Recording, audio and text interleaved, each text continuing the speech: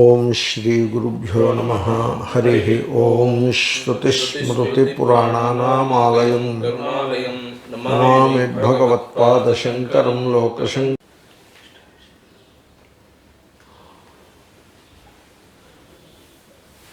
ఆత్మాభాసాశ్రయశ్చాత్మా ప్రత్యయైస్వైర్వికారవాన్ సుఖీ దుఃఖీ చ సంసారీ నిత్య ఏవేతి కేచన. ఇప్పుడు ఇదో పూర్వపక్షం. ఆత్మ సంసారది, సంసారి. అయితే ఆత్మ సంసారి ఎలా అయింది? ఆత్మ ఆభాస కలుగుతోంది కదా, బుద్ధి ఎందు ఆభాస కలుగుతోంది కదా, ప్రతిఫలనము కనుక ఆత్మాభాస. ఆత్మాభాస ఆత్మకి చెందినది కదా, ఆత్మనః ఆభాస కదా. కాబట్టి ఈ ఆత్మ వెళ్ళి ఆత్మాభాసను పట్టుకుంటుంది. ఆత్మాభాస జీవ, ఆ జీవత్వాన్ని పట్టుకుంటుంది. ఆత్మ ఆత్మాభాసను పట్టుకుంటుంది. ఆశ్రయ, ఆత్మాభాస ఆశ్రయముగా కలిగి ఉంటుంది. అప్పుడు ఈ ఆత్మాభాస యందు సుఖీ దుఃఖీ ఇత్యాది ధర్మములు ఉండనే ఉన్నాయి. ఎందుకంటే బుద్ధి ఎందలి ప్రతిఫలనము కదా. కాబట్టి బుద్ధి ధర్మములు దానికి ఎలాగ జీవునికి ఉంటాయి. ఆ జీవధర్మములు సుఖీ దుఃఖీ అవి ఆత్మకు వస్తాయి. కాబట్టి ఆత్మ సంసారియే, నిత్యముగా సంసారి. అది ఎప్పుడూ సంసారిగానే ఉంటుంది. అందుగురించే పరమాత్మ అనేది వేరే ఒకటి మనం పెట్టుకోవాల్సి వస్తుంది. సంసారి జగత్తును సృష్టించింది అని చెప్పలేరు కదా, అంచేత వేరే పరమాత్మను పెట్టుకోవాలి. That is the right way. అప్పుడు ఆ పరమాత్మ ఏదో విష్ణువునో ఏదో శివుడనో ఏదో పేరు పెట్టి ఈ ఆత్మ సంసారియే అని ఇది ఒక పక్షం. ఇది కేచన. ఓకే, ద్వైత పక్షము. దాన్ని ఆయన నిరాకరించడం కోసం ఆ పక్షాన్ని పూర్వపక్షంగా చెప్పారు ఒక శ్లోకంలో. ఆత్మాభాసాశ్రయ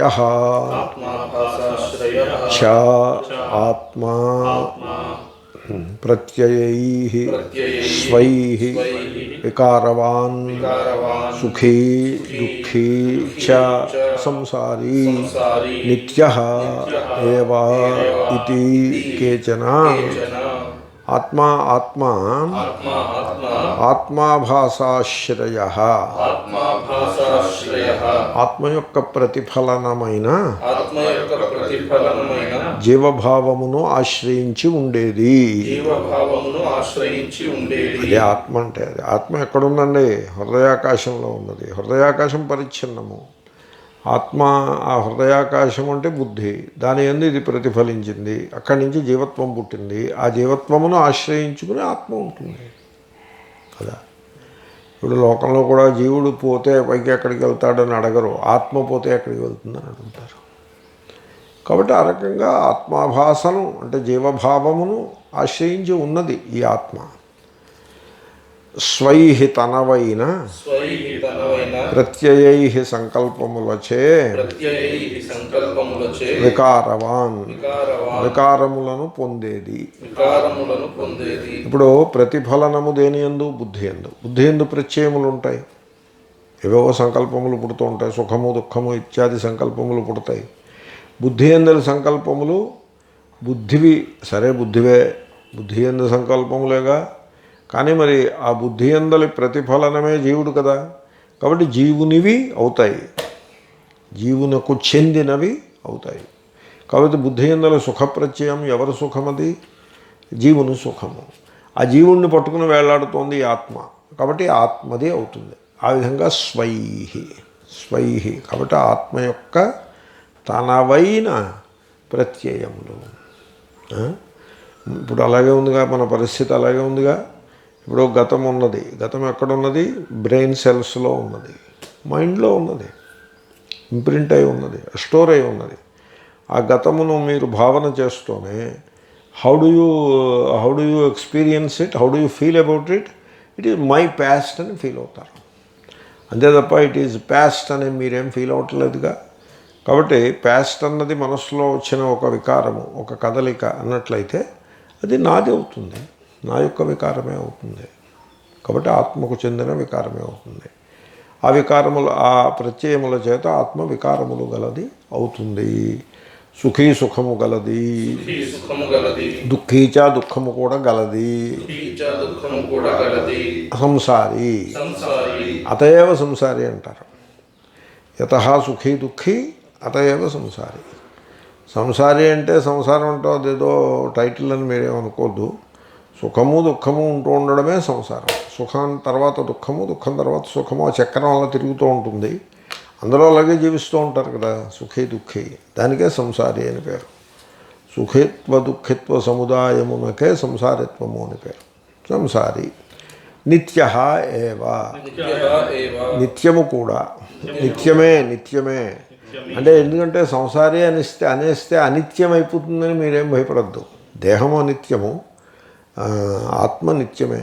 ఆత్మ నిత్యత్వవాదులు కదా, ఆత్మ నిత్యమే. కాబట్టి మేము నిత్యత్వాన్ని ఏం కాదంటం లేదు, ఆత్మ నిత్యమే. కానీ ఆత్మయందు వికారములు ఉంటాయి, సుఖము దుఃఖము సంసారం ఉంటుంది. ఎందుకంటే ఆ జీవభావాన్ని ఆశ్రయించుకుని ఆత్మ ఉన్నది కనుక. ఇది అని కేచన కొందరు చెప్పెదరు. ఎవరి కేచన? ఈ కేచన అంటే లోకం అంతా అలాగే ఉంటుంది. అంటే అందరూ ఇలా అనుకుంటూ ఇలాగే స్వీకరిస్తారు. ఈ విధంగా అందరి చేత స్వీకరింపబడిన ఒక భావజాలమును ఒక మతంగా మార్చుకుని కూర్చుంటారు. దానికి కొంత స్ట్రక్చర్స్ అవి పెట్టి ఎవరికి తోచిన మతం వాళ్ళది. ఇప్పుడు మీరు వైష్ణవిజంలోకి వెళ్ళారనుకోండి, మీరు మరీ లోతుల్లోకి వెళ్ళిపోకుండా చూస్తే అర్థమవుతూ ఉంటుంది. ఓహో అలాగా, ఈ భేదబుద్ధి కదా, సరే వీళ్ళు జీవులు, ఆ దేవుడు అక్కడ విష్ణువు అని అలాగా అంత మాత్రం చూసి అనుకోవచ్చు. మీరు బాగా దాంట్లో లోతులోకి వెళ్ళిపోతే ఆ విధంగా పరిశీలించేటువంటి స్పేస్ కూడా మీకు ఉండదు. వాడు చక్కెర పొంగల్లోకిను ఇంకో పొంగల్లోకి పట్టుకుపోతాడు. ఆఖరికి వెళ్ళి దాంట్లో పడతారు, వెళ్ళి ప్రసాదం భక్షయితిలో కూర్చి ఎండ్ అవుతారు. అంటే కంప్లీట్గా దాంట్లో మీరు ఐడెంటిఫై అయిపోయి ఆ సిస్టమ్స్లో you become a slave to the systems. ఇంకా ఆలోచన శక్తి లేకపోవడమే స్లేవ్ అంటే. స్లేవ్ అంటే మరొకటి కాదు, స్వంత ఆలోచన లేకుండా అయిపోతారు. సపోజ్ వైష్ణవిజం మానేసి ఫర్ వాట్ ఎవర్ రీజన్ శివాలోకి వెళ్ళారనుకోండి, దాంట్లోకి వెళ్ళిపోతారు. ఇంకా బూడిది పెట్టేసుకోవడం, ముఖం అంతా ఒళ్ళంతా బూడిది చల్లేసుకుంటూ ఉండడం, ఇలాగా అలా ఉంటుంది. ఓ వస్త్రం తీసుకోవడం, బూడిది ఎక్కడి నుంచో పట్టుకురావడం, ఏదో పిడకల కాల్చిన బూడిదో ఏదో బూడిదో పట్టుకురావడం. మీకు శ్రేష్టం ఏమిటంటే ఎవరైనా పోయినప్పుడు కాలుస్తారు కదా బాడీ, ఆ బూడిద పట్టుకొస్తే శ్రేష్టం. ఏమిటనుకుంటున్నావు మరి మతం అంటే? అది ఉజ్జయినిలో వాళ్ళు చేసేవారు పని. ఆ దేవుడికి భస్మాభిషేకం. అభిషేకం అంటే ఏమిటి? అభిషేకం ఎక్కడి నుంచి వచ్చింది? అభిముఖీకృత్య సించతి, శాకము, సించు నుంచి వచ్చింది శాకము. శాకమే శాకమైంది ఈయన బట్టి అభిషేకము. సించనము అంటే నీళ్లుంటే సించనం, కానీ ద్రవద్రవ్యమైతే సించనం. కానీ నీళ్లు, మీరు మొక్కలకి నీళ్లు పోస్తారా లేకపోతే భస్మం వేస్తారా? ఎవడో ఒకడు మొదలు పెడతాడు, ఒరిజినల్ మిస్చీఫ్ మేకర్ ఒకడు ఉంటాడు, భస్మాభిషేకం చేద్దాం అంటాడు. అయ్యప్పకి పాలతో అభిషేకం చేస్తాడు, పాలాభిషేకం అంటాడు. చూడ ఆ సమాసం చూడు ఎలా ఉందో, అది పాలై అభిషేక అన్నమాట. అయితే పాలేన అభిషేక అన్న, పాలా అనే శబ్దం లేదు, అలాంటి శబ్దం సంస్కృతంలో లేదు. ఇంకొక గురుస్వామి, నేను మొట్టమొదట నేను విన్నప్పుడు లేకుండే, తర్వాత వచ్చింది అది. అప్పుడు అనుకున్నా కూడా ఈ మధ్యనే మొదలుపెట్టి ఉంటారా బాబు ఇదని. అదేమిటో తెలుసిన, నెయ్యాభిషేకము. నేను అందాం అనుకున్నా, నెయ్యాభిషేకం అని అలా సంధి చేయగిరా, నెయ్యి అభిషేకము అని అలా అన్నట్లయితే పాలు అభిషేకము, నెయ్యి అభిషేకము అన్నట్లయితే అది కొంత లక్షణంగా ఉంటుంది అని చెప్దాం అనుకున్నా. ఎవరికి చెప్తారు మీరు? అలాగే ఎవడైనా ఒరిజినల్ మిస్చీఫ్ మేకర్ ఏదో మొదలు పెడతాడు. ఈ బూడిద అలాగే మొదలుపెట్టారు. శ్మశానానికి వెళ్ళడం, ఎవరో కాలుస్తారు, ఆ బూడిద పట్టుకురావడం, దాన్ని గుడ్డలో మూట కట్టడం. ఆ గుడ్డని అంటే కొంచెం పలచగా ఉండే గుడ్డలో మూట కట్టి ఆ గుడ్డని ఇలా అనుకుంటే ఆ బూడిద పడుతుంది మీద. అయిన ఎముక ముక్కలు ఇవన్నీ పడ్డం మానేసి కట్టె పొక్కలు ఇవన్నీ ఉంటాయి కదా ఆ బూడిదలోనూ, అదే కాకుండా ప్యూర్ బూడిద పుడుతుంది, అది ఒంటి మీద పోసుకోవడం, అదే అభిషేకం చేయటం శివుడి లింగానికి. చితాభస్మ చేసేవారు. తర్వాత గవర్నమెంట్లు మారాయి, ఎవరో చెప్పారు ఇలాంటి వేషాలు వేయకండి అని. శ్మశానం దగ్గరికి వస్తే కాళ్ళు వెలక్ కొడతామని ఏదో అయ్యి ఉంటుంది. ఇంకా అప్పటి నుంచి అక్కడే కొంత కట్టెలు మంట పెట్టి ఆ బూడితో కాలక్షేపం చేస్తున్నారు. ఏమిటనుకుంటున్నావు మరి? ఈ మతవాదులు వీళ్ళు దేవాంతకులు, వీళ్ళు దాంట్లోకి ఇలా వెళ్ళిపోతారు. కాబట్టి మీరు అంతలా లోతుకి వెళ్ళిపోతే ఇంక మిమ్మల్ని ఎవడో వెనక్కి లాగేది ఉండదు. అంత లోతుకి వెళ్ళకుండా ఇగో ఇది అని మీరు పరిశీలిస్తే ఆ స్పేస్ అట్ట పెట్టుకోవడానికి అవకాశం ఉంటుంది. ఆ స్పేసు ఉండకపోతే ఆ స్పేసు లేని పరిస్థితికి ఇది పూర్వపక్షం. ఓకే, కాబట్టి ఆ వికారములన్నీ ఆత్మస్వరూపమునకు చెందిన వికారములే అని. కాబట్టి జీవుడు దేవుడు, సంసారము. జీవుడు జీవుడే. ఇది మీరు ఏదైనా కొత్తది మీరు మొదలు పెడితే కూడా ఇదే మోడల్లో ఇంకోటి మొదలు పెట్టచ్చు. మొదలుపెట్టారు కదా షిరిడి బాబా గారు, దేవుడు జీవుడు సంసారము, సుఖము దుఃఖము. ఇంకోటి వచ్చింది కదా కృష్ణుడు విష్ణువు శివుడు, ఆ రెండు పక్షాలు పోయి కొత్త పక్షం ఒకటి వచ్చింది కదా, అయ్యప్ప పక్షం ఇంకోటి వచ్చింది కదా. ఇంకొకటి వచ్చింది ఈ మధ్యన 50 years బ్యాక్, ప్రజాపిత. ప్రజాపతి కాదు, ఆ ఇకారం ఇటు అకారం అటు పెట్టి ప్రజాపిత. Is like a big egg. వీళ్ళందరూ జీవులందరూ స్మాలర్ ఎగ్ షేప్స్లో ఉంటారు అని ఒకటి మొదలుపెట్టారు. దాంట్లో ఉండే వైశిష్ట్యం ఏంటంటే స్త్రీలకు ప్రాముఖ్యాన్ని ఎక్కువ ఇస్తారు, కానీ ఆ పెద్ద ఆయన మాత్రం పురుషుడే. ఆ రకంగా ఇంకోటి మొదలు పెట్టచ్చు. మీలో ఎవరైనా ఇంకోటి మొదలు పెట్టదలుచుకుంటే మొదలు పెట్టవచ్చు ఈ మోడల్లో. తెలిసిందా? ఇది యూనివర్సల్ మోడల్ పూర్వపక్షం. ఇది మతానికి అలా ఉంటుంది అని చెప్పే పూర్వపక్షం. అదే క్రిస్టియానిటీలో గాడ్, సన్ను, ఇంకా మిగతా వాళ్ళందరూ భక్తులు, జీవులు ఇత్యాది. స్వర్గము నరకము, సుఖము దుఃఖము అంటే స్వర్గము నరకమే ఇత్యాది. ఈ రకంగా చెప్పచ్చు కదా. దేంట్లో తప్పే ఉంది? ఇలా చెప్పుకోవచ్చు కదా. ఆత్మా భాషాశ్రయశ్చాత్మ, దీనికి అన్వయం చెప్దామా? ఆత్మా ఆత్మాభాసాశ్రయశ్చ స్వైః ప్రత్యయైః వికారవాన్ సుఖీ దుఃఖీ చ సంసారీ నిత్య ఏవ ఇతి కేచన వదంతి. అది కొంతమంది అలాగా చెప్తున్నారు. ఆత్మాభాసాశ్రయశ్చాత్మా ప్రత్యయై స్వైర్వికారవాన్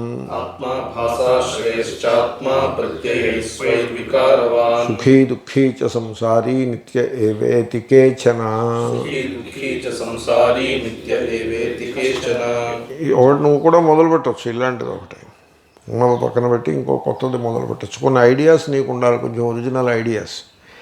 ఈ గ్రాఫిక్స్ వాళ్ళు ఉంటారు చూడండి, వాడిని సహాయం తీసుకుని వాడికి ఐడియాస్ మీరు ఇచ్చినట్లయితే వాడు గ్రాఫిక్స్ తీసిస్తాడు. అప్పుడు దాన్ని దేవుడికి ఒక గ్రాఫిక్, జీవుడికి ఇంకో గ్రాఫిక్, అలాంటిది మీరు పెట్టచ్చు. పెట్టి ఇంకోటి మొదలు పెట్టచ్చు. ఆత్మాభాసా పరిజ్ఞానాత్ యాథాత్మ్యేన విమోహితాః అహంకర్తారమాత్మేతి మన్యంతే తే నిరాగమాః. అది ఈ రకంగా జీవుడు దేవుడు సుఖీ దుఃఖీ ఆత్మ ఈ రకంగా మాట్లాడే వాళ్ళు ఎవరైతే ఉన్నారో వాళ్ళు ఆగమం తెలుసున్నవారు కాదు. ఆగమం అంటే ఉపనిషత్తుకి ఆగమము అని పేరు. ఉపనిషత్తులో కూడా కొన్ని ప్రత్యేకమైన వాక్యాలు ఉంటాయి, వాటికి ఆగమము అని పేరు. ఇప్పుడు ఉపనిషత్తులో కూడా ఈవెన్ విత్ ఇన్ ది ఉపనిషత్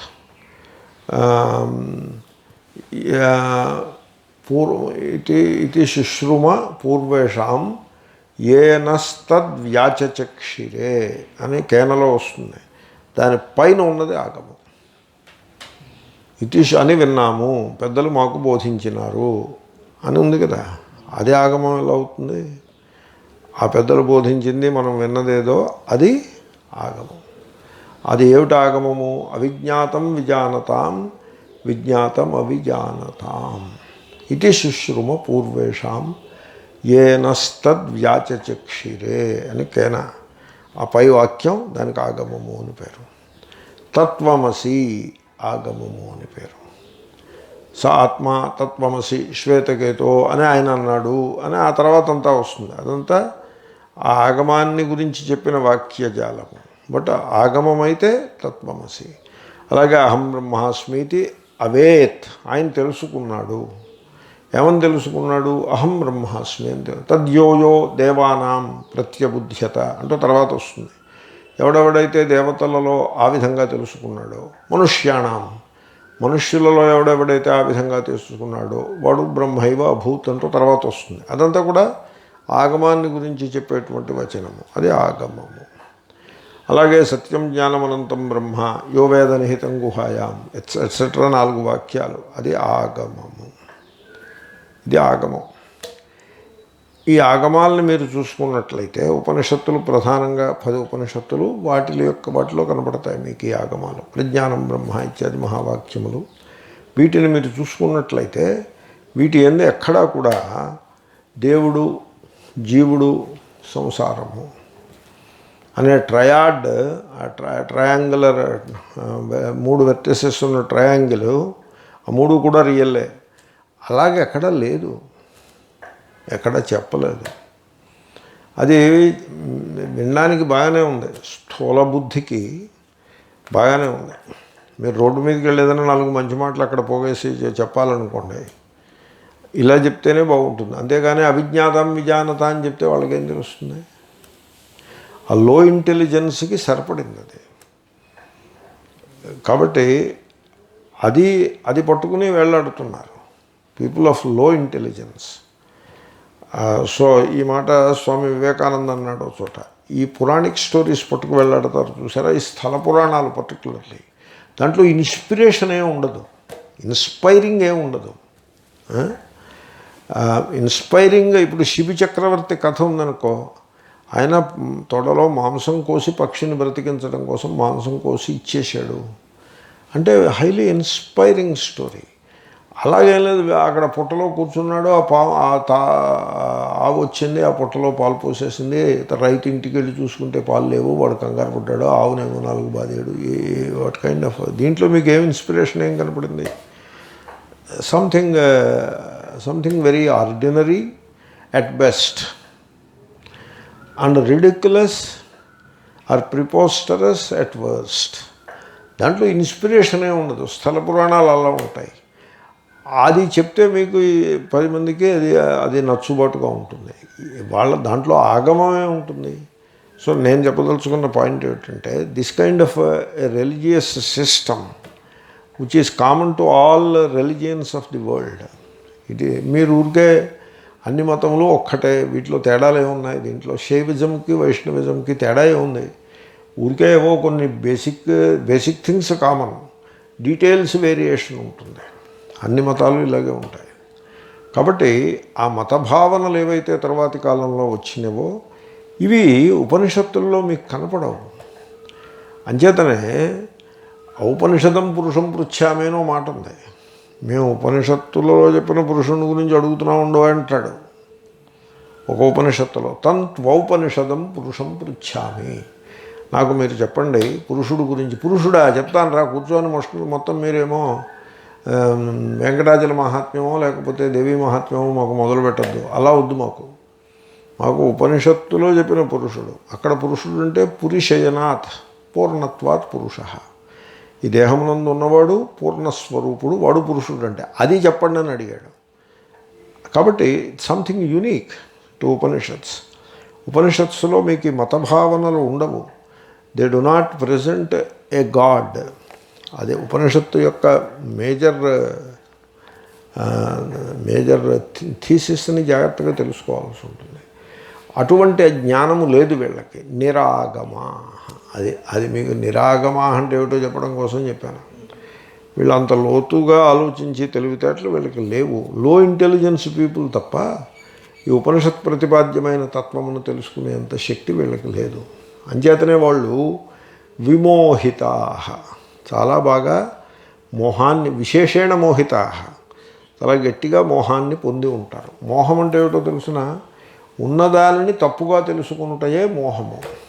దానికే మోహం అని పేరు. దట్ ఈస్ ది మోహ. అక్కడ ఏదో ఉంటుంది, దాన్ని ఆపోజిట్గా తెలుసుకోవటం, దట్ ఈస్ కాల్డ్ మోహ. ఇప్పుడు దేవుడు ఎక్కడ ఉన్నాడు? హృదయంలో ఉన్నాడు, ఆత్మరూపుడే ఉన్నాడు.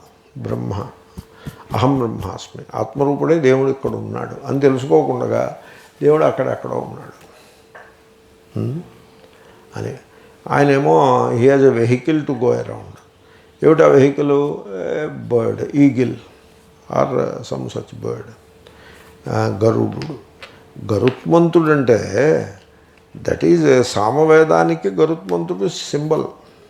సామవేదం అంటే ఆ హృదయంలో భగవంతుణ్ణి మీరు ఆవిష్కరించుకున్నప్పుడు హావు అంటూ సామాన్ని గానం చేస్తారు ఆనందంతో. అది దేవుడు. కాబట్టి ఆనంద రూపంగా మీ దగ్గరికి మీకు ప్రకటమవుతూ ఉంటాడు అని అభిప్రాయం. గరుత్మంతుడు అంటే అది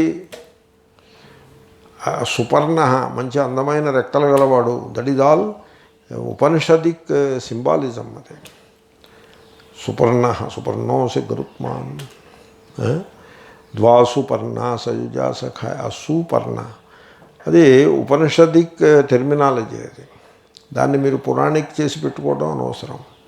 సో ఆ రకంగా తెలుసుకునేటువంటి సామర్థ్యం కావాల్సి ఉంటుంది. అది ఉండదు, ఆ రకమైన ఇంటెలిజెన్స్ ఉండదు. మోహంలో ఉంటారు. దేవుడు అక్కడ ఉన్నాడు, ఆయనకు వెహికల్ ఉంటుంది, ఆయనకేమో శత్రువులను సంహరించడానికి ఆయుధాలు అవసరమవుతాయి. ఆయుధాలు అవసరమవుతాయంటే అది దేవుడికి శోభన లేకపోతే దేవుడికి తక్కువయా? ఆయన గద ఒకటి పట్టు కూర్చుంటే అలా డ్రెస్అప్ అయిపోయి ఆ గద ready to beat the enemy ఎలా ఉన్నాడంటే గన్ను పెట్టుకుని తిరుగుతూ ఉంటాడు రౌడీ. ఆ rowdy is he secure or is he insecure? Is insecure. కాబట్టి ఇవి దేవుడికి అలంకారము, దేవుడికి శోభ అని వీడు అనుకుంటాడు. అవి శోభ ఏమీ కాదు. అది ఒక రకంగా దేవుణ్ణి దిగజార్చేదే అవుతుంది. వీళ్ళు దేవుడి గురించి చెప్పేది ప్రతీదీ దేవుణ్ణి దిగజార్చేదే. దేవుడికి అటుకులు అంటే ఇష్టము అంటే ఆయనకు కూడా ఏవో టేస్ట్ ప్రాబ్లమ్స్ ఉన్నాయని మనకు తెలిసిపోతుంది కదా. అది దట్ ఈజ్ నాట్ ఒక శోభ ఏమీ కాదు.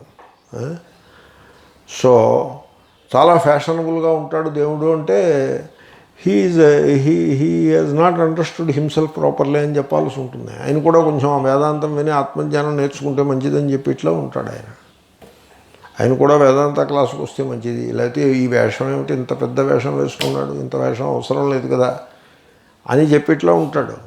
ఇదంతా కూడా మోహము, వీళ్ళు పెట్టుకున్న మోహము. మేబీ నేను కొంచెం డైగ్రెస్ అవుతున్నాను. విమోహితా.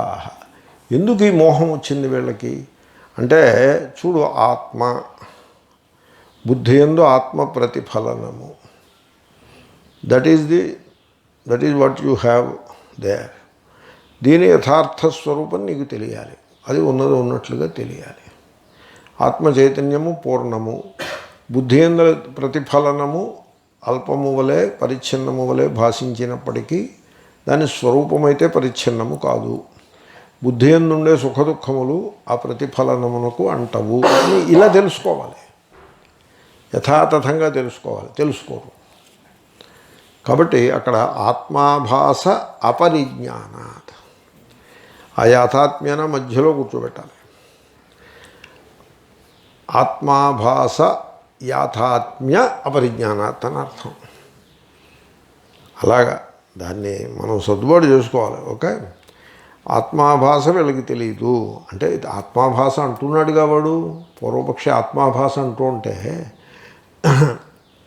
వాడికి ఆత్మాభాస తెలియదు అంటారేమిటండి అంటే యాథాత్మ్యేనా తెలియదయా, ఉన్నది ఉన్నట్టుగా వాడికి తెలియదు, మోహమును పొంది ఉంటారు. అప్పుడు ఏమైంది, మీకు ఈ బుద్ధి యందు దేని యందు ఆభాస కలుగుతుందో ఆ బుద్ధి అంటే ఆభాసక ఆధారము, దాని యందు కర్తృత్వం అనే లక్షణం ఉంటుంది. బుద్ధి అంటే కొన్ని వాసనల సమూహమునకు బుద్ధి అని పేరు. సంకల్పముల సమూహము మనస్సు, వాసనల సమూహము బుద్ధి. వాసనలు అంటే imprint, groove like thought mechanism, thought process. So బుద్ధి యందు నేను కర్తను అనే వాసన గట్టిగా ఉంటుంది. ఓకే, మనస్సునందు నేను ఈ పని చేస్తాను అనే సంకల్పం పుడుతుంది. మనస్సునందు సంకల్పం పుడుతుంది వాడికి. నేను ఈ పని చేస్తాను అనే సంకల్పం పుడుతుంది. అంటే కొంత మీనింగ్ఫుల్ సంకల్పం. నేను ఈ దానం రేపు వచ్చే ఏకాదశి నాడు ఈ దానము చేస్తాను అని వీడు సంకల్పిస్తాడు. ఏకాదశి ఇంకా 2 రోజులు ఉంది, ప్రిపరేషన్స్ అన్నీ పెట్టుకుంటాడు. అలాగంటే కర్తృత్వం నేను అంటుంది. నేనేమో కాఫీ తాగుతాను, తలుపు దగ్గరికి పెడతాను, అలాగే కాదు. సంథింగ్ మీనింగ్ఫుల్ కర్తృత్వం. నేను పెళ్ళి చేసుకుంటాను అంటాడు. అది ఆ వాసన, ఆ సంకల్పం. అది ఈ సంకల్పం ఎక్కడి నుంచి పుట్టింది? నేను సబ్స్టాన్షియల్ ఇంపార్టెంట్ పనులను నేను చేసుకునేవాడను అనే కర్తృత్వం ఉండబట్టి ఆ సంకల్పం పుట్టింది. అది వాసన. ఓకే, ఈ వాసన బుద్ధి అని ఉంటుంది. వాస్తవంలో ప్రతిఫలనమునందు కూడా ఉండదు, అది బుద్ధి అని ఉంటుంది. బుద్ధి అందలి వాసనని ప్రతిఫలనము ద్వారా ఆత్మకంట కడతాడు. అంటగట్టి అహం అంటే ఆత్మని అనుకుంటే నా స్వరూపము, లేకపోతే ఆత్మ అహంకారము, ఆ కర్తృత్వాభిమాన యుక్తము అని వీడు తేల్చిపెట్టుకుంటాడు. ఇది అజ్ఞానం. వీళ్ళు ఈ రకంగా మాట్లాడుకుంటారు. కాబట్టి వీడు ఎప్పుడైతే ఒక కర్త అయినాడో ఆత్మని వీడు బ్రహ్మగా తెలుసుకోవడం పోయింది. పోయి వీడు పరిచ్ఛిన్నమైన కర్త అయి కూర్చున్నాడు. కర్మ చేస్తాడు, ఫలం కావాలి. ఆ ఫలం ఇవ్వడానికి పైవాడు ఎవడో ఉండాలి, దేవుడు. ఆ దేవుడు వైకుంఠంలో ఉంటాడు. అక్కడ కూర్చొని ఆయన ఏమో డిస్పర్స్ చేస్తూ ఉంటాడు ఫలములను అని. ఇంకా వీడు అన్నీ బ్లాంక్స్ ఫిలప్ చేసి, ఫిలప్ ది బ్లాంక్స్ అని విన్నారా? ఎప్పుడైనా పరీక్షలు రాశారా? Fill up the blanks.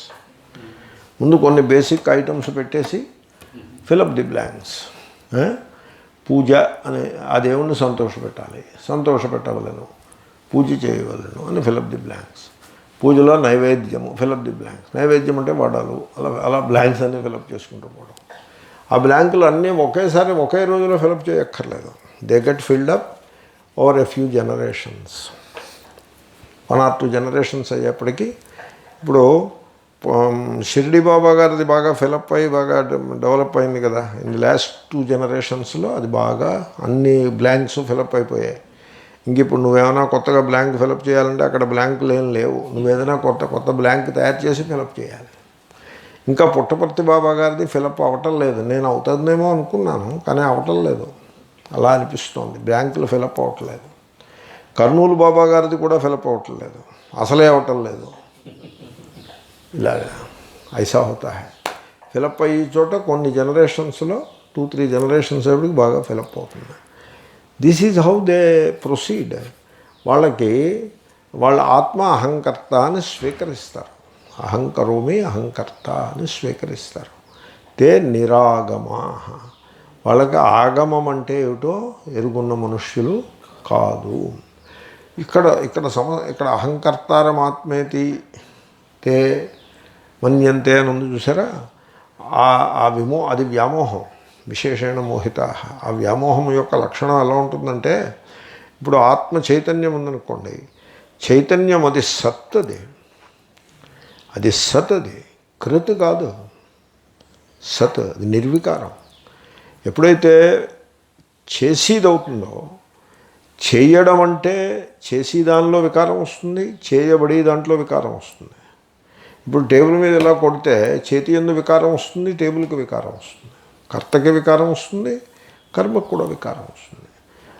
ఆ కర్తాకర్మ రెండు వికారం చెందిదే క్రియ.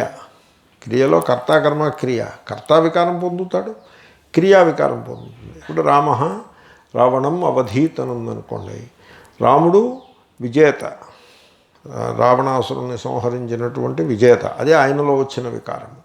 రావణుడు సంహరింపబడ్డాడు, వాడి వికారం వాడిది. వధ అనేది ఒక క్రియ. కాబట్టి కర్తయందు కర్మయందు కూడా వికారము వస్తుంది. ఇప్పుడు ఆత్మ చైతన్యం ఉంది, అది బుద్ధిలో ప్రతిఫలిస్తుంది, ప్రతిఫలనము. అండ్ దెన్ బుద్ధి ఈజ్ మూమెంట్, దేర్ ఫోర్ దాని యందు వికారం ఉంటుంది. ఆ చైతన్యంలో వికారం ఉండదు. ఎందుకంటే అది వికారములను ప్రకాశింపజేసేదే తప్ప తాను స్వయంగా వికారములను పొందదు. So this is the position. వీడి ఈ పొజిషన్ తెలుసుకోడు. వికారములు లేనిది ఉన్నది సత్. అది సత్ కూడా కాదు, శూన్యం అని అనేవాడు ఒకడు ఉన్నాడు. సరే, వాడిని పక్కన పెట్టండి. అది సత్, being, no doing in it. There is no doing in it. ఈ బుద్ధి డూయింగ్ తప్ప ఇంకేమీ లేదు దాంట్లో. It is doing. అది కదలడం మానేస్తే అది లేనేలేదు. అది ఉన్నట్లు మీకు ప్రతీతి ఎప్పుడంటే అది కదులుతున్నప్పుడే ఉన్నట్లు ప్రతీతి. ఇప్పుడు సినిమా హాల్లో ఆ రీలు తిరగడం మానేసింది అనుకోండి, దెర్ ఈజ్ నో సినిమా. దానికి సినిమాకి పేరేమిటి? మూవీ అని పేరు. వయసో మూవింగ్ ఉంటేనే ఉంటుంది. అది మూవింగ్ లేకపోతే ఉండదు. మూవింగ్ తర్వాత మూవ్ అవుతుందండి. హీరో హీరోయిన్ తర్వాత డ్యాన్స్ చేస్తారు, ప్రస్తుతం నిలబడి ఉన్నారు, అలా ఉంటుందా? ఆ మూవింగ్ లేకపోతే హీరో ఉండడు, హీరోయిన్ ఉండదు, డ్యాన్స్ ఉండదు, ఏమీ ఉండదు. It is all a movement తప్ప ఇంకేమీ లేదు. Therefore this is doing. బుద్ధి ఈజ్ ద డూయింగ్, ఆత్మ ఈజ్ ది బీయింగ్. ఈ రెండింటినీ మీరు ఐడెంటిఫై చేసేయటం. అహంకర్తారం ఆత్మేతి మన్యంతే. You make both identical. It is the greatest blunder. అది వ్యామోహము. They are not same. They are not same. Being versus doing, they are not same. కాబట్టి దేహము, ఇంద్రియములు, మనస్సు, బుద్ధి ఇవన్నీ మూవ్ అవుతూ ఉంటాయి. That is doing. కాబట్టి there is doing in them. And దేహము, మనస్సు ఉన్నాయనుకోండి, ఒక బాడీ అండ్ మైండ్ కదులుతాయి. కదిలి ఇంకో బాడీ అండ్ మైండ్ని కదిలింపజేస్తాయి. వీడు నిద్రలేస్తాడు, నేను కాఫీ తాగుతాను అంటాడు. అంటే వీడి బాడీ మైండ్ కదులుతుంది. అప్పుడు ఆ లేడీ వెళ్ళి కాఫీ తయారు చేస్తుంది, ఆ బాడీ మైండ్ కదులుతాయి. అలాగా ఒక బాడీ మైండ్ కదిలినప్పుడు మిగతా బాడీ మైండ్స్ కదులుతూ ఉంటాయి. ఇప్పుడు గురువులు ఉంటారు, దేవాలయం కడదామని. గురువులకి దేవాలయాలు ఎందుకంటే విద్య నేర్పాలి. కానీ గురువులా లేకపోతే ఆర్కిటెక్ట్సా? What are they? ఇప్పుడు మీకు మ్యాథమెటిక్స్ టీచర్ గారు ఉంటారు, ఆయన మన ఇంటి ముందు గాంధీ తాత విగ్రహం పెడదామంటే మీరందరూ సపోర్ట్ చేస్తే వాట్ ఈస్ దాట్? గాంధీ తాత గొప్పవారే, కానీ ఇప్పుడు ఆయన పాఠం, మ్యాథమెటిక్స్ పాఠం చెప్పాలా, గాంధీ తాత గారి విగ్రహం చందాలు దాంట్లో ప్రవేశపెట్టాలా? అలా చేయకూడదు. పాఠం చెప్పడమే చేయాలంతే. కాదండి శుశ్రూష, ఏదైనా శుశ్రూష విద్యార్థులకి దయ ఉంటే చేస్తే చేయవచ్చు. But that is not from the side of the Guru, the so called Guru. It is from the side of the students only. So from the side of the teacher there is only one thing, that is knowledge. అలా ఉండాలి. కానీ గురువు అన్నవాడు దేవాలయాలు కడతాను, లేకపోతే మరొకటి కడతాను, రియల్ ఎస్టేట్ పెంచుతాను అంటే what kind of thing it is? It is a corruption. So బీయింగ్ని మీరు డూయింగ్ తోటి కలపద్దు. అది వ్యామోహం లేకుండా ఉండడం అంటే అది. Don't mix them up. That is the అధ్యాస. They are separate. For God's sake they are not same. Being and doing, they are not same. కానీ వీళ్ళు అజ్ఞానం చేత, ఆ తత్వం తిరిగిపోవడం చేత వాటిని కలిపేసి పెట్టుకుంటారు. తర్వాత మీకు చిత్రం ఏంటంటే యాక్షన్ క్రియేట్స్ ఫర్దర్ యాక్షన్. మీరు ఓ పని చేశారనుకోండి, ఇంకో పని చేయాల్సి ఉంటుంది. ఇప్పుడు దేవుడు విగ్రహం పెట్టారనుకోండి, రోజు పూజ చేయాలి. రోజు పూజ పెట్టిన ఆయన ఎక్కడ చేస్తాడు? పెట్టిన ఆయనకి ఇంకా ఏవో చాలా పనులు ఉంటాయి. మీరు నేను గమనించాను, అడుగుదాం అనుకునే సర్లే ఇప్పటికే మనం బద్దనామయ్యా, ఇంకెందుకు లేని ఊరుకున్నాను. దేవాలయం కట్టినవాడు పూజ చేయాలా అక్కర్లేదా? అదే చేయాలి, ఇంక వాడు ఇంకేం చేయకూడదు. నేను రాముడి దేవాలయం కట్టాను, నేను చచ్చిపోయే వరకు రాముడి పూజ చేస్తాను. That he should be that కదా. వాడు ఏం చేస్తాడు? దేవాలయం కడతాడు, కట్టేసి ఎక్కడికో వెళ్ళిపోతాడు, విమానం ఎక్కి లేకపోతే రైలు ఎక్కి ఎక్కడికో వెళ్ళిపోతాడు. పూజ ఎవడు చేస్తాడు? Action begets action. ఎవడో ఇంకొకటి పూజ చేయాలి అని పూజారిని పెడతాడు. పూజారికి జీతం ఇవ్వాలి, డబ్బులు వసూలు చేస్తాడు. వాడు జీతం పుచ్చుకుని సరిగ్గా పూజ చేయడు, వాడి మీద కాపలా పెట్టాలి, మేనేజర్ని ఒకటి పెట్టాలి. ఆ మేనేజర్ డబ్బులు తినేస్తాడని యాంటీ కరప్షన్ బ్యూరో వాళ్ళని పంపించాలి వాడిని ఎత్తి మీదకి. ఇవన్నీ చేయాల్సి ఉంది. Action creates a series of actions. Whereas being is శాంతి, మోక్ష, freedom. They are not same. ఆ తేడాని వీడు స్పష్టంగా తెలుసుకోవాల్సి ఉంటుంది. Therefore I do not act, అహం కర్తానా. I do not make others act. ఇతరులను యాక్ట్ చేయడానికి నా తరఫు నుంచి ఏమీ ఉండదు. అహం కారయిత నా, నైవ కుర్వన్ నా కారయన్. I do not act, I do not make others act. I am timelessly aware. I am. అది ఆత్మ. దాన్ని వీడు వ్యామోహం చేత అహంకర్తతో కలుపుతాడు. వీడు తెలిసిందండి. మంచి శ్లోకం అది కూడా. ఆత్మాభాసా పరిజ్ఞానాత్ యథాత్మ్యేన. ఆత్మాభాస ఆత్మ ప్రతిఫలనము యొక్క యాథాత్మ్యేన ఉన్నది ఉన్నట్లుగా అపరిజ్ఞానాత్ తెలియకపోవుట వలన విమోహితాః వ్యామోహమును పొందినవారు నిరాగమాః ఆగమజ్ఞానము లేనివారు ఆత్మా అహంకర్తారం అహంకారమునుగా మన్యంతే తలపోయుచున్నారు. అక్కడ ద్వితీయ విభక్తి ప్రథమా విభక్తి కొంచెం మీరు సర్దుబాటు చేసుకోవాల్సి ఉంటుందండో. ఓకే.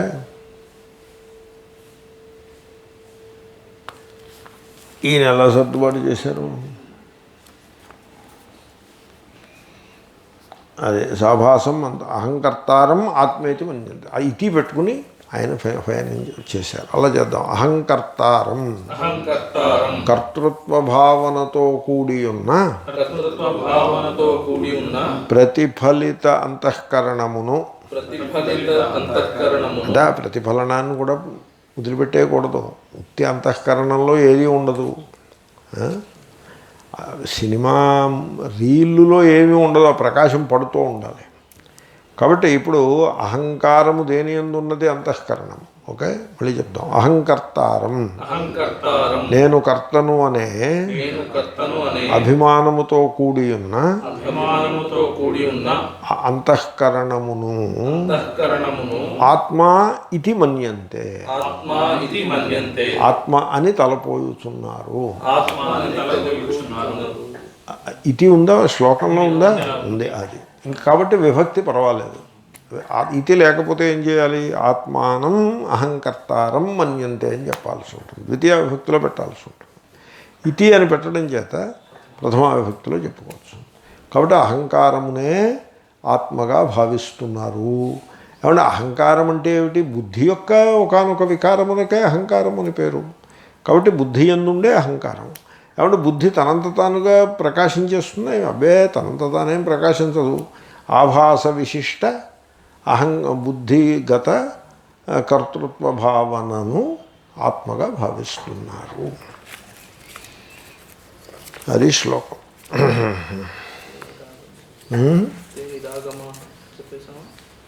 తే వారు నిరాగమా ఆగమ జ్ఞానము లేనివారు. అదే తే అంటే పైన చెప్పిన వాళ్ళు. కేచన అన్నారు చూసారా, వాళ్ళు. ఆత్మాభాస పరిజ్ఞానాత్ అపరిజ్ఞానాత్ విమోహితాః తే నిరాగమాః అహంకర్తారం ఆత్మేతి మన్యంతే. ఆత్మాభాసా పరిజ్ఞానాద్ యాథాత్మ్యేన విమోహితాః. ఆ దీర్ఘం ఆత్మాభాసా పరిజ్ఞానాద్ యాథాత్మ్యేన విమోహితాః అహంకర్తారమాత్మేతి మన్యంతే తే నిరాగమాః సంసారో వస్తు సంస్తేషాం కర్తృభోక్తృత్వలక్షణః ఆత్మా భాసాశ్రయా జ్ఞానాత్ సంసరంత్యవివేకినః పోనీ అవివేకతః ఓకే అలాగే సంసారః వస్తు సన్ తేషాం లేకపోతే వస్తు సన్ కలపచ్చు కూడా సమాసం చేశారు ఆయన వస్తు సన్ తేషాం కర్తృభోక్తృత్వలక్షణః అంటే ఆ త్వా రెండింటికి పెట్టుకోవాలి కర్తృత్వ భోక్తృత్వ ఆత్మాభాసాశ్రయా జ్ఞానాత్ సంసరంతి అవివేకతః.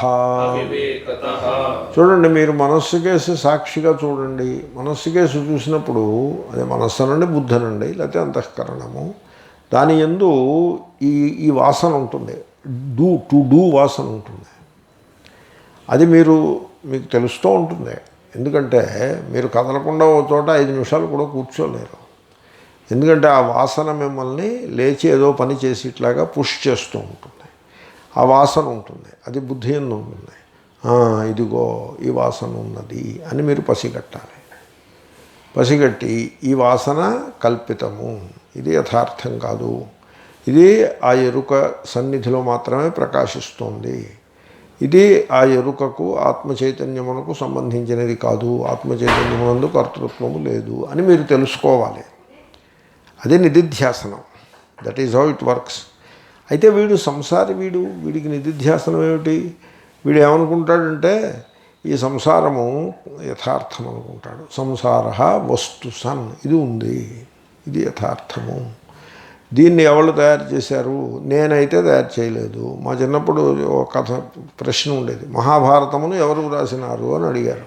అయితే నేను మాత్రం రాయలేదని చెప్పాడు వాడు. సో ఎవరు రాశారో నాకు తెలియదండి, నేనైతే రాయలేదు.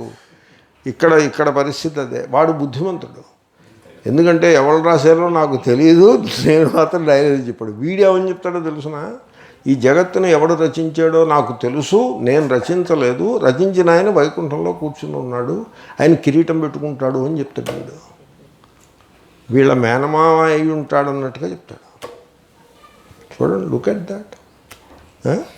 ఈ జగత్తు సత్యమే, నేను నీ మాట ఏమిట్రా, పూర్ణ వైకుంఠంలో ఆయన ఉన్నాడు, ఆయన క్రియేట్ చేశాడు ఇదంతా. నీ మాట ఏమిటి? నేను కర్త భోక్తను, కర్మ చేసుకుంటాను, ఫలాన్ని అనుభవిస్తాను. ఇలా ఉంటారు. ఇలా ఎందుకున్నారంటే వీళ్ళు ఆ అంతఃకరణము అది ప్రకాశిస్తోంది, దానికి ఆ ప్రకాశముని ఆత్మచైతన్యం అనుగ్రహిస్తోంది. ఈ అంతఃకరణమునందలి కర్తృత్వ భోక్తృత్వములు ఆత్మచైతన్యమునకు అంటవు. అది డూయింగు, ఇది బీయింగు. బీయింగ్ని కలగాపులగం చేయరాదు అనే జ్ఞానం వీడికి ఉండదు. ఆ వివేక జ్ఞానము వీడికి ఉండదు. దాంతో ఈ సంసారంలో పడి కొట్టుకుపోతూ ఉంటారు. సరళమైన శ్లోకం, బట్ చాలా ఇంపార్టెంట్ శ్లోకం. ఈరోజు నిధిధ్యాసనము పాఠము కూడా అదే ధోరణిలో ఉంది కనుక నేను సరళము అన్నాను. లేకపోతే ఇండిపెండెంట్గా చూసుకుంటే శ్లోకము చాలా లోతైనది. సంసారము వస్తు సన్ తేషాం ఆ వాదులకు, అంటే ఇతి కేచన అని పైన చెప్పారు చూసారా వాళ్ళకి. సంసారము వస్తు సన్, యథార్థమైన వస్తువు యథార్థముగా ఉన్నది. అది సంసారం. ఆ సంసారం యొక్క లక్షణం ఏమిటండి? కర్తృభోక్తృత్వ లక్షణ. ఆ సంసారమునందు కర్తయై కర్మలను చేసి ఫలమును భుజించుట, ఫలమును అనుభవించుట అనేది సంసారం యొక్క లక్షణము. అదండి సంసారం యొక్క లక్షణం. మీరు కర్త, దాంట్లో మీరున్నారు. ఆ సంసారంలో మీరు కర్త. చేయండి, మరి కర్మల్ని చేయొద్దుగా, చేయి, ఫలాలు వస్తాయి, అవి అనుభవించు. కర్మల్ని చేస్తూ సంసారంలో సంసారంలోనే ఉంటూ ఫలములు వచ్చినప్పుడు వాటిని అనుభవిస్తూ సుఖీ దుఃఖీగా ఉండడం, దీని పేరు సంసారము. ఇది సత్యము. ఆత్మాభాసాశ్రయాజ్ఞానాత్, ఆత్మచైతన్యము అంతఃకరణమునందు దాని ప్రతిఫలనము అనువాటి యొక్క అజ్ఞానము వలన, అదంతా వీడికి అర్థం కాదు. వీడు అదంతా అసలు ఆ ప్రాసెస్ వీడికి ఏం తెలీదు. వీడు ఏం చేసాడంటే లోపల అంతఃకరణం తప్ప ఇంకేం లేదు, అంతఃకరణమే ఉన్నది. ఆ అంతఃకరణానికి వెలుగు ఎక్కడుంది? వెలుగు అక్కడుంది. మీరు ఈ ఫోటోలు చూసారా? ఆ ఫోటోలోంచి వస్తుంది. ఫోటోలో ఇలా పెడతాడు చేయ, ఆ చేతిలోంచి ఏమొస్తుంది? వెలుగు వస్తుంది. ముందు వెలుగు వస్తుందని పెట్టాడు, తర్వాత చపాతీలు దోశలు అవి కూడా వచ్చాయి. వీళ్ళందరినీ కొరడాలు పుచ్చి కొడితే కూడా సరిపడదు. గోడ కుర్చీ నథింగ్. చపాతీలు వస్తాయండి ఫోటో నుంచి. నాకు రాజమండ్రిలో ఒక ఆయన, నేను మీకు ఒక ప్రధానమైన విషయం చూపిస్తాను, మీరు నాతో రావాలన్నారు ఒక ఆయన. పెద్ద ఆయన, 70 ఏళ్ళ ఆయన, వచ్చి దండాలు అవి పెట్టి, క్లాస్ ఉందండి నాకు. అదేం కాదు, ఒక్కసారి రావాల్సిందే పక్కనే. సరే వెళ్ళాను. అక్కడ ఆయన ఏదో బాబా గారు ఇదేది చూపించి ఓ ఫోటో చూపించాడు నాకు. ఆ ఫోటోలో ఏమిటంటే బాబాగారి ఫోటోలోంచి విభూతి వస్తున్నది అన్న ఫోటో అది. It is the photograph of vibhuti coming out of a photograph. బాగుందా? ఆ ఫోటో చూసి చూడండి, విభూతి వస్తుంది చూడండి. నేను ఎక్కడన్నా ఎక్కడ వస్తుందని, అదిగో చూడండి ఫోటో చూపించేస్తుంటే మళ్ళీ ఎక్కడ వస్తుందంటారు, ఇటు చూడండి అంటాడు ఆయన. సరే నాకు అర్థమైంది సంగతి. సరే బాగుందని దండం పెట్టుకుని ఆయనకు 200 300 నా జేబులో ఉన్న దక్షిణ ఇచ్చి, పెద్ద ఆయన పాపం ఉపయోగించుకుంటారు, నేను వెనక్కి వచ్చాను. They are like that, very very sure about it. వాళ్ళకి ఈ వెలుగు అక్కడ ఉంటుంది, అక్కడి నుంచి వస్తుంది. ఇక్కడ ఈ సెంటర్ నుంచి వెలుగు ఎక్కడ నీ మీద పడుతుంది. ఈ రాయి పెట్టుకుంటే అక్కడి నుంచి వచ్చిన వెలుగు రాయి మీద పడి, రాయి మించి నీ మీద పడుతుంది. కాదురా వెలుగు నీ లోపల ఉందంటే వాడికి అర్థం కాదు. తన లోపల వెలుగు ఉన్నది అని వాడు తెలుసుకోడు. ఒకవేళ తన లోపల వెలుగుందని ఆత్మనే ఒకదాన్ని వాడు స్వీకరించిన, ఆత్మ చైతన్యము బుద్ధి యందు ప్రతిఫలనము, బుద్ధి ధర్మములు ఆత్మకు సంక్రమించవు. ఈ వివరములు వాడికి ఏమీ తెలియవు. అవివేకత, ఆత్మ చైతన్యమునకు ఆత్మాభాసకు ఉండే తేడా తెలియనందువలన సంసరంతి, సంసారంలో పడి కొట్టుకొని పోవుచున్నారు.